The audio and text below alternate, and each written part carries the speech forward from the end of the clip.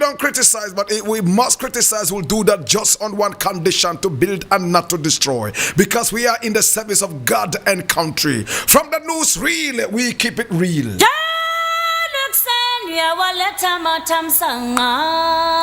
Now the very first story, I'm taking from my own 3news.com, the most authentic source of news online.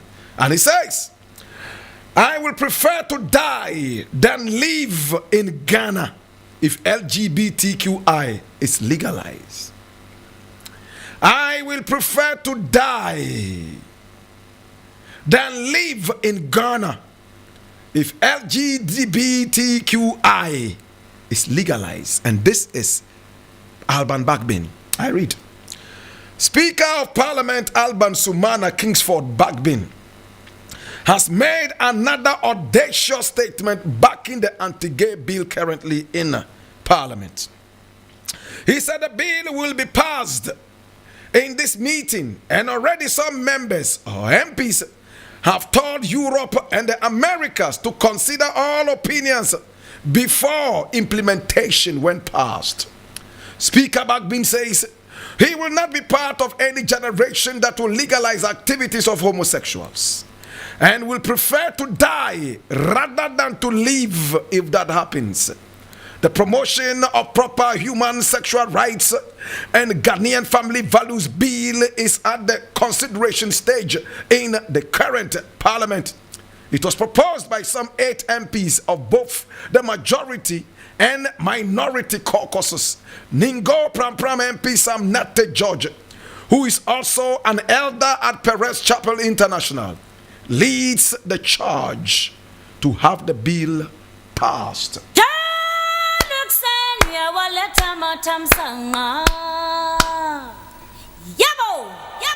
So my brother, my sister, of course homosexuality is alien to the culture of this country. It's always been man and woman. In fact, when we were growing up, we had never even heard anything about homosexuality except in the Bible, where we heard about Sodom and Gomorrah. And a lot of people were totally flummoxed when people started talking about something that they had never heard about: homosexuality and lesbianism. Of course, in some of our secondary schools, girls' secondary schools, we have soupy going on. Girls touching other and kissing each other and doing all sorts of things. But we are relegated to the background.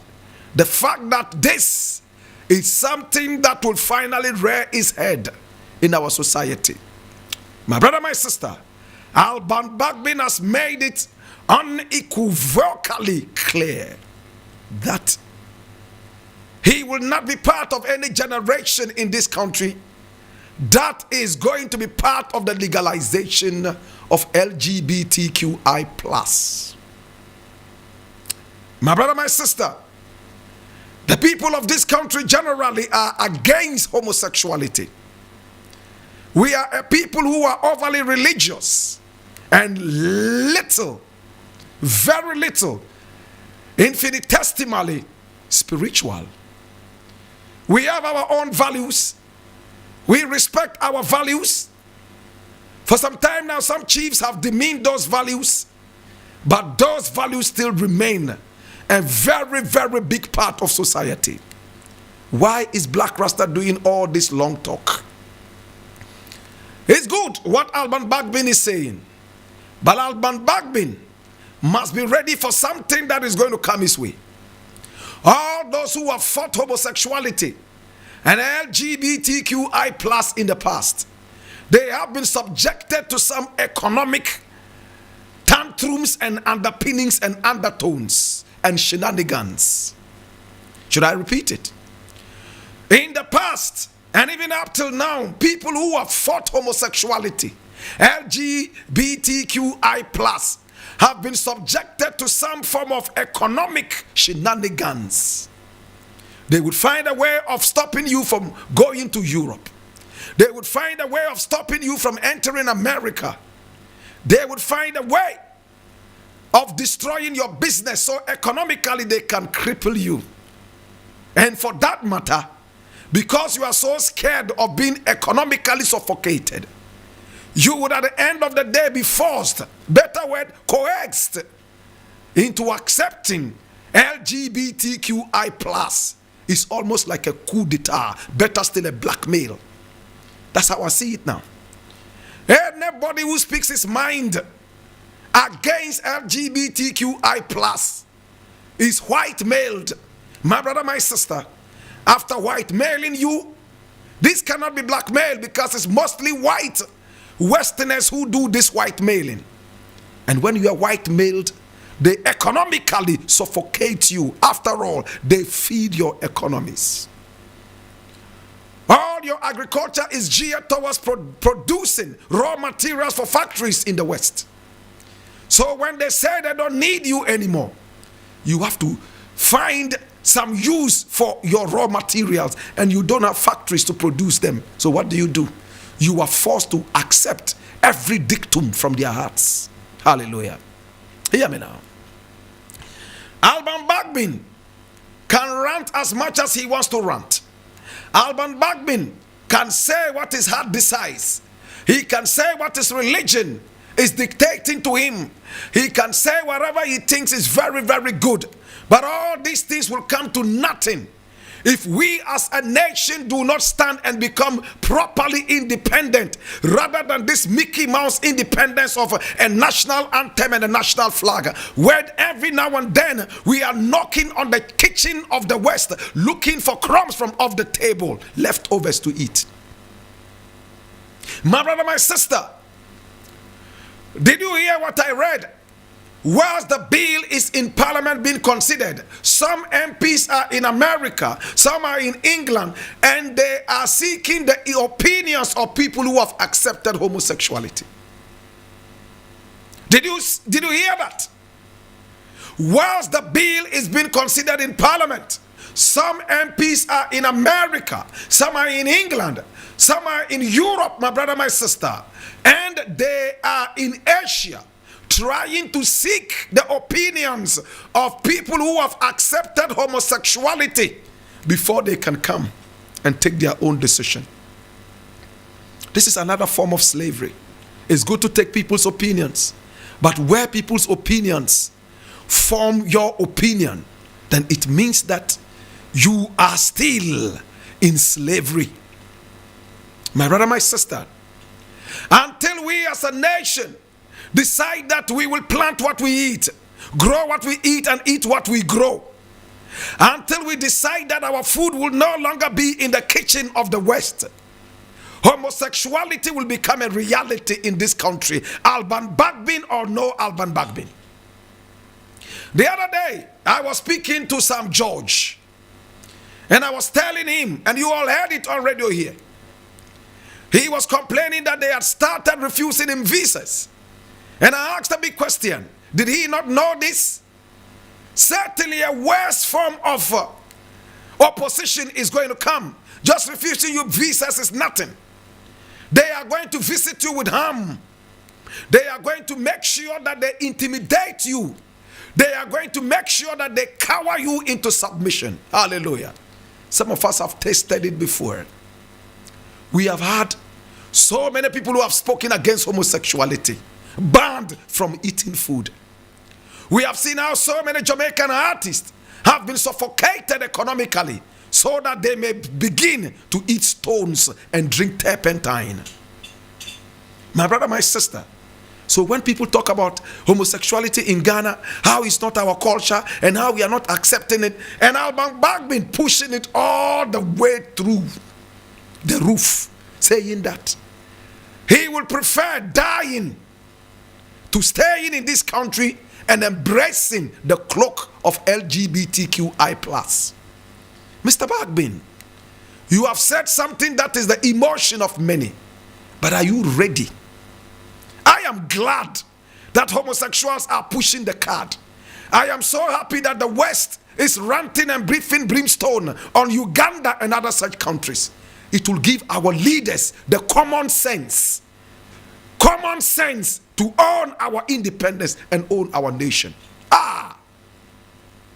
It will give our leaders the common sense The foolishness and the stupidity in Africa is too much. Can America or England go to Saudi Arabia and say, hey, Saudi, accept LGBTQI plus or else we are going to deal with you economically? The Saudis will laugh cheek to cheek. My brother, my sister, after all, they have an independent economy that can survive with or without America. Can you say same for Africa? Which country in Africa? It's not about whether we have accepted homosexuality or not, but it is very, very demeaning and it's infantile on the side of America and the rest of the world to force a bitter pill down the throats of sovereign nations. If you don't accept it, we won't give you food. Oh, what an insult. I feel so hurt. I would have gone on a hunger strike. I would have decided not to eat. I would lay down my fork and my spoon. I would lay down my plate and put down my stomach. My brother, my sister, if a man comes to threaten that he will not give me food if I don't toe his line. My brother, my sister, if a man did walk up to me to tell me that, hey, if you do not accept ABC, I am not going to give you food to eat. In other words, he wants me to toe his whims and caprices. I will not be part and parcel of this dirty shenanigan. My brother, my sister, the crinkum crankum of every nation is when you stand by your independence. Should I repeat it? The creme de la creme, the icing on the cake of every nation is when you stand by your independence. Dito, dito. How many people even understand the lyrics of the national anthem? There's a dirty chief who decided not to stand for the independence. Such a dirty chief. Are you a Jehovah's Witness? Tell us, if you are Jehovah's Witness, then we know that you are one. So the Jehovah's Witness should not go to any function where the national anthem is going to be played. That's simple. The cockroach has no business in the party of the fowl. If the fowls are having a meeting and a cockroach decides to attend that meeting, it should be ready to be part and parcel of the cooking pot that the party is having boiling on the fire. If you are a Jehovah's Witness and you believe that you don't have to stand for any national anthem, you don't have to recite any national pledge, you don't have to do that, so what do? You don't go to places where national anthems are recited so that people would not feel what offended.